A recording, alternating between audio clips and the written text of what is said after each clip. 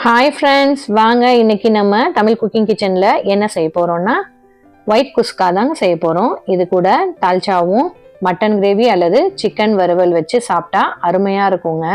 இதை நீங்கள் லஞ்ச் பாக்ஸ்க்கும் செஞ்சு கொடுக்கலாம். வாங்க இதை எப்படி செய்கிறதுன்னு வீடியோக்குள்ளே போய் பார்க்கலாம். வீடியோக்குள்ளே போகிறதுக்கு முன்னாடி தமிழ் குக்கிங் கிச்சனுக்கு சப்ஸ்கிரைப் பண்ண மறந்துடாதீங்க. கூடவே இருக்கிற பெல் பட்டனையும் கிளிக் பண்ணுங்க. வாங்க வீடியோக்குள்ளே போகலாம்.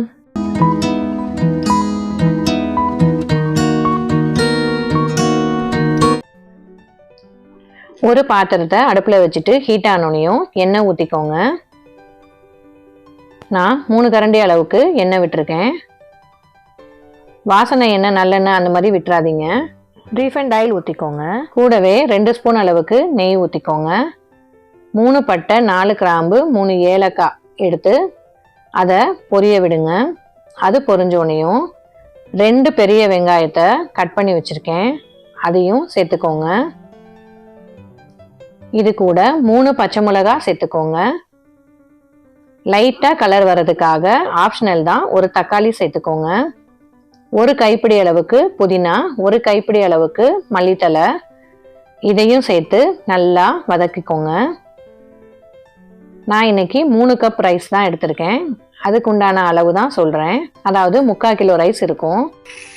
3 டேபிள் ஸ்பூன் அளவுக்கு பூண்டு பேஸ்ட்டும் 3 டேபிள் ஸ்பூன் அளவுக்கு இஞ்சி பேஸ்ட்டும் சேர்த்துக்கோங்க. இதையும் நல்லா வதக்கி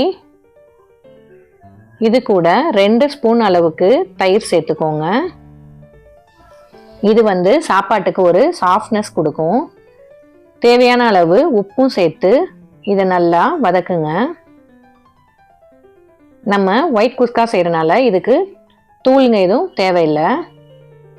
3 கப் அளவுக்கு ஜீரக சம்பா அரிசி நான் எடுத்திருக்கேன். நீங்கள் சாப்பாட்டு அரிசி கூட எடுத்துக்கலாம்.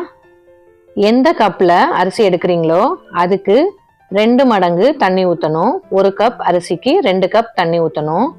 நான் இன்னைக்கு 3 கப் எடுத்திருக்கேன். அப்போ 6 கப் அளவுக்கு தண்ணி எடுத்துக்கோங்க. இதை நல்லா கழுவி தண்ணி எல்லாம் வடித்து வச்சுக்கோங்க. பாருங்க, மசாலா நல்லா வதங்கி வந்துருச்சு. இதில் நான் 6 கப் அளவுக்கு தண்ணி விடுறேன், ஏன்னா 3 கப் ரைஸ் எடுத்துருக்கனால. இப்போ உப்பும் சேர்த்து பார்த்துக்கோங்க. உப்பு பத்தலைன்னா, ஏன்னா ஏற்கனவே உப்பு சேர்த்துருக்கோம். இப்போ இது கூட நீங்கள் உப்பு சேர்த்துக்கோங்க. எலுமிச்சம்பழம் ஜூஸ் 2 ஸ்பூன் அளவுக்கு சேர்த்துக்கோங்க. இதை மூடி போட்டு நல்லா கொதிக்க விடுங்க. பாருங்க, நல்லா கொதிச்சிருச்சு, மசாலாலாம் நல்லா வெந்துருச்சு. இப்போ நம்ம தண்ணியெல்லாம் வடித்து வச்சிருக்க அரிசியை சேர்த்துக்கோங்க. தண்ணி சுத்தமாக இருக்கக்கூடாது, நல்லா வடித்து சேர்த்துக்கோங்க. இதை ஒரு கிண்டு கிண்டிட்டு கொஞ்சம் மீடியம் ஃப்ளேமில் வச்சு வேக விடுங்க. இப்போ பாருங்க, கொஞ்சம் நல்லா தண்ணிலாம் சுண்டி வந்துருச்சு. இப்போ சிம்மில் வச்சு ஒரு மூடி போட்டு ஒரு 5 நிமிஷத்துக்கு விடுங்க. 5 நிமிஷம் கழித்து பாருங்கள், கொஞ்சம் தண்ணி நல்லா வத்திருச்சு. அடி பிடிக்காமல் இருக்குதான்னு பார்க்க அடியில் விட்டு நல்லா இந்த மாதிரி கிளறி விடுங்க. அரிசியை உடைச்சிடாமல் இந்த மாதிரி பதமாக கிளறணும். பாருங்கள், தண்ணிலாம் நல்லா வத்தி வந்துருச்சு. இப்போ ஒரு மூடி போட்டு தம்மு கூட போகிறோம். அது மேலே ஏதாவது வெயிட்டான பொருள் வைங்க. நான் ஒரு பாத்திரத்தில் தண்ணி ரொப்பி அது மேலே வச்சுருக்கேன். அடுப்பு ஃப்ளேமை ஃபுல் சிம்மில் வைங்க. இதை 10 நிமிஷத்துக்கு அப்புறம் பாருங்கள், நல்லா வெந்து பதமாக பொல பொலன்னு வந்துருச்சு. பாருங்கள், உதிரி உதிரியாக.